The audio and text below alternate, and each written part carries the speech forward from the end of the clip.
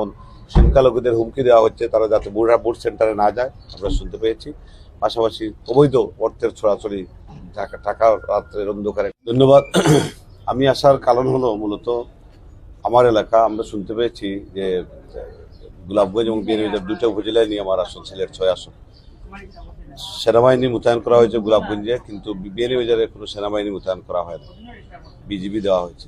আমরা প্রথম থেকেই দাবি জানিয়েছিলাম যে দুটো উপজেলায় সেনাবাহিনী মোতায়েন করা হোক, যাতে অন্তত মানুষ সংখ্যার মধ্যে তা থাকে, মানুষ নিশ্চিন্তে ভোট দিতে পারে।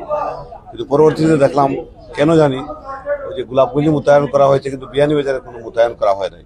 এটা নিয়ে আমরা কিছুদিন আগে, আজ থেকে 3-4 দিন আগে আমরা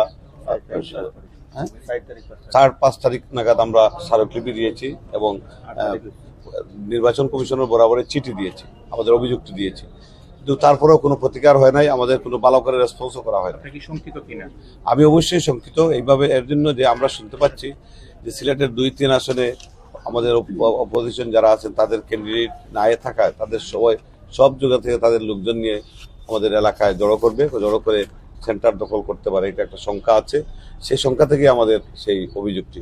এবং শুধু এটা না, আরো অনেক সমস্যাগুলো আছে, যেমন সংখ্যালঘুদের হুমকি দেওয়া হচ্ছে, তারা যাতে ভোট সেন্টারে না যায় আমরা শুনতে পেয়েছি।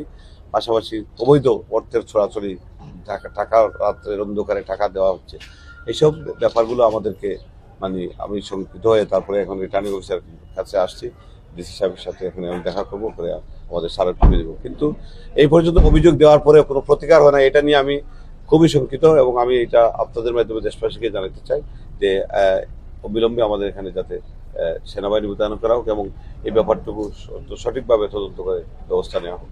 সীমান্তবর্তী এলাকা বলেই কি সেনাবাহিনী দেওয়া হচ্ছে না, নাকি কি আসলে কিছু জানানো হয়েছে কিনা? দেখেন, সীমান্তবর্তী এলাকা বলা হয়েছে একটা ব্যাপার 7 কিলোমিটারের মধ্যে, কিন্তু আমার বিয়ানীবাজার কিন্তু সীমান্তবর্তী এলাকা 7 কিলোমিটার অনেক বাইরে, আপনি জানেন তো সবকিছু।